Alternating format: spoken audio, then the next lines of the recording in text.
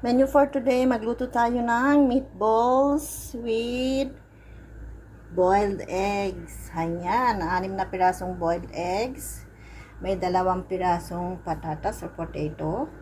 At ang ating meatballs na half kg. Ayan, ang ating menu for today. Siyempre, ito naman yung ating ginisang kamatis with onion, saka konting ginger. Lagyan natin siya ng chili powder, curry powder, puro na lang powder. Ayan. At saka natin nilagay ang ating meatballs. Ayan. Before I forgot pala. Ayan. Sabay na din natin ng ating patatas.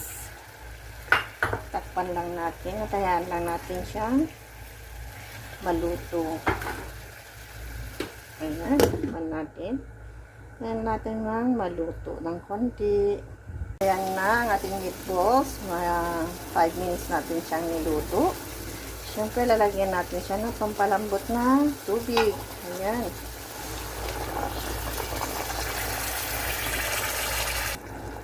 Ayan, 2 tasang tubig.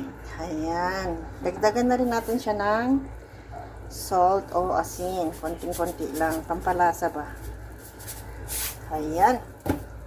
At syempre, as usual pakuluan natin at takpan natin hanggang sa maluto na this time. Ayan. I-check na natin.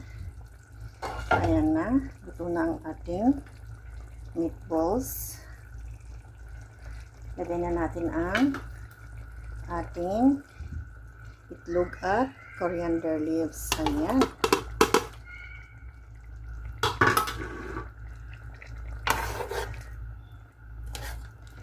Ituin pa natin siya ng kahit 2 minuto. At pwede na siyang ihain. Ayan na, luto na.